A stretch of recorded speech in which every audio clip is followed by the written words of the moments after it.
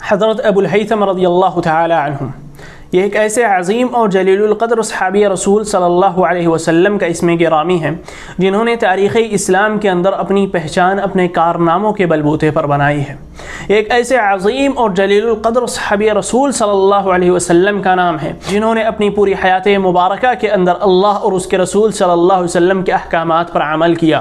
ایک ایسے عظیم اور جلیل القدر صحابی رسول صلی اللہ علیہ وسلم کا نام ہے جنہوں نے دین اسلام کی خاطر بیش بہا قربانیاں پیش کی۔ یہ ایک ایسے عظیم اور جلیل القدر صحابی رسول صلی اللہ علیہ وسلم کا نام ہے جنہوں نے اللہ اور اس کے رسول کی خاطر اپنی جان ہمیشہ اپنے ہتھیلی پر لے کر گھوما کہ کب موقع ملے اور میں اپنی اس جان کو اللہ کے حضور پیش کر سکوں اور اسے قربان کر سکوں۔ یہ ایک ایسے عظیم اور جلیل القدر صحابی رسول صلی اللہ علیہ وسلم کا نام ہے جنہوں نے دین اسلام کی خاطر بڑے سے بڑے مصائب و آلام کو ہنستے ہنستے جھیلا اور اسے برداشت کیا ہے۔ اور آج کی اس ویڈیو میں ہم آپ ہی کی حیات مبارکہ کو لے کر حاضر ہوئے ہیں۔ ہم آپ کی زندگی کے کچھ اہم کارنامے اور کچھ اہم حصوں کو جانیں گے اور اسی طرح سے ہم آپ کی حیات مبارکہ کا مطالعہ کر کے آپ کو گمنامی کے سمندر سے نکال کر اپنے سینوں میں محفوظ کریں گے انشاءاللہ۔ السلام علیکم ورحمۃ اللہ وبرکاتہ۔ حاضرین، میں ہوں محمد خان اور آپ تمام لوگوں کا استقبال کرتا ہوں البخاری یوٹیوب چینل پر۔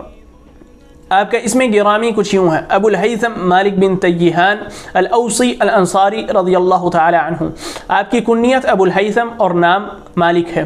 آپ کی پیدائش مدینہ منورہ میں ہوئی۔ اللہ کے رسول صلی اللہ علیہ وسلم کو جب نبوت عطا کی گئی تو اس کے کچھ عرصے کے بعد آپ نے توحید خالص کی طرف اور اللہ وحدہ لا شریک کی طرف مکہ والوں کو کھلے عام بلانا شروع کر دیا اور انہیں ایک اللہ کی طرف بلانے لگے، انہیں دین اسلام کی دعوت دینے لگے۔ مگر اسی دوران جب موسم حج آیا، ارد گرد کے لوگ حج کرنے کی خاطر مکہ مکرمہ کے اندر جمع ہونے لگے، آس پاس کے قبائل مکہ کا رخ کرنے لگے، تو اہل مکہ نے یہ سازش کیا کہ مکہ کے باہر جو اہم راستے تھے ان تمام راستوں پر جا کر بیٹھ گئے اور جو شخص بھی مکہ کے اندر آتا تو اسے متنبہ کرتے، اسے بتلاتے کہ مکہ کے اندر ایک شخص محمد نامی ہے، وہ آپ کو بے دین کر دیں گے، آپ ان کے پاس نہ جانا، ان کی باتیں نہ سننا، اگر آپ نے ان کی باتیں سنی تو یقین مانیں وہ آپ کو آپ کے دین سے پھیر دیں گے۔ مگر کچھ عقل مند حضرات ایسے تھے جو ان کی باتوں پر وشواس نہیں کیے بلکہ آپ صلی اللہ علیہ وسلم کے پاس حاضر ہوئے، آپ کی باتیں بھی سنی۔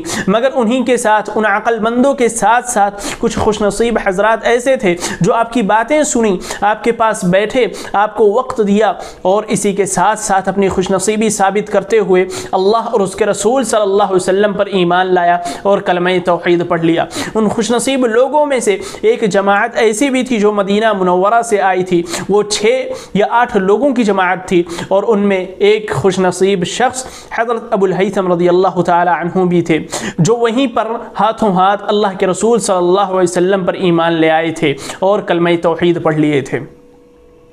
حضرت ابو الہیثم رضی اللہ تعالی عنہ بیعت عقبہ اولا میں بھی حاضر رہے۔ اللہ کے رسول صلی اللہ علیہ وسلم نے جن 12 خوش نصیب لوگوں کو اپنا نقیب بنایا تھا کہ آپ اپنے خاندان اور قبیلوں میں واپس جا کر دین اسلام کی دعوت و تبلیغ کریں، دین اسلام کی نشر و اشاعت کریں، ان 12 خوش نصیب لوگوں میں سے ایک حضرت ابو الہیثم رضی اللہ تعالی عنہ بھی تھے۔ اسی طرح سے آپ بیعت عقبہ ثانیہ میں بھی حاضر رہے اور اس میں شریک رہے۔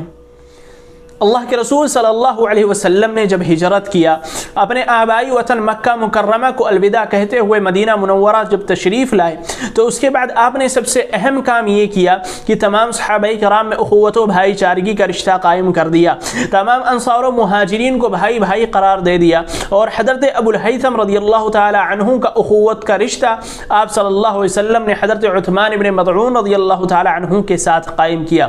حضرت ابو الہیثم نے اس رشتے کی بہت زیادہ پاس و لحاظ رکھی اور حضرت عثمان ابن مظعون کا ہر طرح سے تعاون کیا، خواہ وہ مالی تعاون ہو یا کسی اور طرح کا تعاون۔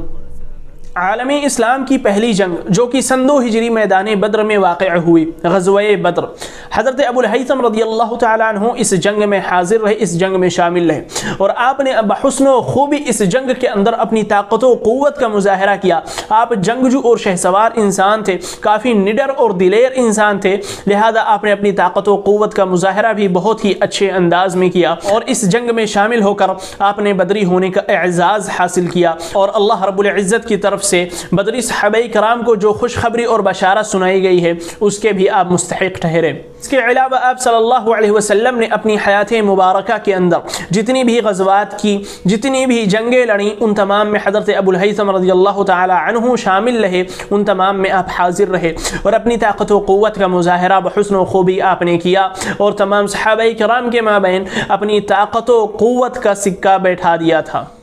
خیبر کی فتح کے بعد وہاں کے جزیے کی محصولی کی اہم ذمہ داری اللہ کے رسول صلی اللہ علیہ وسلم نے عبداللہ ابن رواحہ رضی اللہ تعالی عنہ کو سونپی، اور حضرت عبداللہ ابن رواحہ رضی اللہ تعالی عنہ نے اس اہم ذمہ داری کو کما حق نبھایا، مگر جب جنگ موتا میں آپ شامل ہوئے تو اس کے بعد آپ نے وہاں پر جام شہادت نوش فرمایا، اور اس کے بعد اس اہم ذمہ داری کے لیے اللہ کے رسول صلی اللہ علیہ وسلم نے صحابہ کرام پر ایک طائرانہ نظر ڈالی، اور اس کے لیے آپ صلی اللہ علیہ وسلم کی نظر میں سب سے مناسب انسان حضرت ابو الہیثم رضی اللہ تعالی عنہ ثابت ہوئے۔ حضرت ابو الہیثم رضی اللہ تعالی عنہ نے آپ صلی اللہ علیہ وسلم کی توقعات کو پورا کرتے ہوئے آپ کی حیات مبارکہ تک اس اہم اور حساس ذمہ داری کو بحسن و خوبی نبھایا، مگر وفات رسول صلی اللہ علیہ وسلم کے بعد حضرت ابو الہیثم رضی اللہ تعالی عنہ نے عہد صدیقی میں اس اہم ذمہ داری سے استعفا دے دیا۔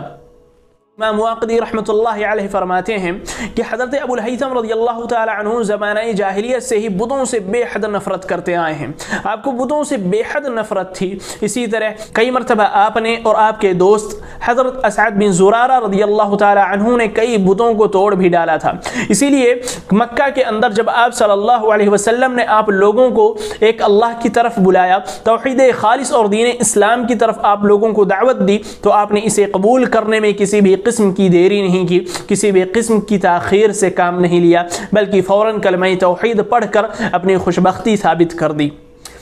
حضرت ابو الہیثم رضی اللہ تعالی عنہ کافی نیک و صالح، عابد و زاہد انسان تھے۔ صوم و صلاۃ، صدق و صدقہ، عدل و انصاف، عفت و پاک دامنی، خوش اخلاقی و ملنساری، عاجزی و انکساری، یہ تمام اوصاف حمیدہ آپ کے اندر موجود تھی، اور اس قسم کے دیگر اوصاف حمیدہ سے بھی آپ متصف تھے۔ گناہوں سے حد درجہ اجتناب اور پرہیز کرتے تھے، گویا کہ آپ اخلاق حسنہ کا پیکر مجسم تھے۔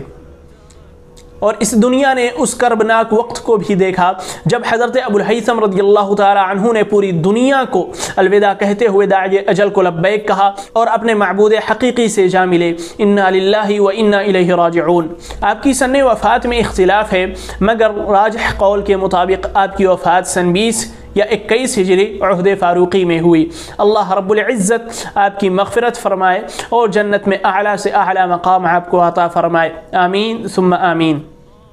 محترم حاضرین، آج کی اس ویڈیو میں ہم نے ایک ایسے عظیم صحابی رسول صلی اللہ علیہ وسلم کی حیات مبارکہ کو جانا ہے جنہوں نے بہت بڑے بڑے اور اہم کارنامے انجام دیے، دین اسلام کی خاطر بے شمار اور بیش بہا قربانیاں بھی پیش کی، مگر آج گمنامی کے سمندر میں غوطہ زن ہیں۔ ہم مسلمانوں کا فریضہ یہ بنتا ہے کہ ہم صحابہ کرام کی حیات مبارکہ کا مطالعہ کرتے رہیں، انہیں اپنا اصل آئیڈیل اور اسوہ اور نمونہ بنانے کی کوشش کریں، ان کے ایمان کی طرح مضبوط ایمان اپنا بھی کریں، اور وہ جس طرح سے اللہ اور اس کے رسول کے احکامات پر عمل پیرا رہتے تھے اسی طرح سے ہم بھی اللہ اور اس کے رسول کے فرمودات پر عمل پیرا رہنے کی کوشش کریں۔ یہ ویڈیو اگر آپ لوگوں کو پسند آئی ہو تو اسے لائک ضرور کیجئے، اور یہ جو معلومات اس ویڈیو کے اندر آپ لوگوں کو دی گئی ہیں اگر یہ آپ لوگوں کو مفید معلوم ہوتی ہیں تو اسے دوسرے اپنے دوست و احباب اور اعزاء و اقرباء تک ضرور شیئر کریں تاکہ اس اہم معلومات سے وہ بھی مستفید ہو سکیں۔ اور اگر آپ اس چینل پر نئے ہیں یا چینل کو ابھی تک سبسکرائب نہیں کیے ہیں تو چینل کو سبسکرائب کرنے کے ساتھ ساتھ بیل آئیکن بھی ضرور پریس کر لیں تاکہ اس طرح کی علمی ویڈیوز اور صحابہ کرام کے متعلق جو آئندہ ہم ویڈیوز اپلوڈ کریں وہ آپ تک سب سے پہلے پہنچ سکے اور آپ اس ویڈیو سے بھی مستفید ہو سکیں۔ شکراً، جزاکم اللہ خیراً، والسلام علیکم ورحمۃ اللہ وبرکاتہ۔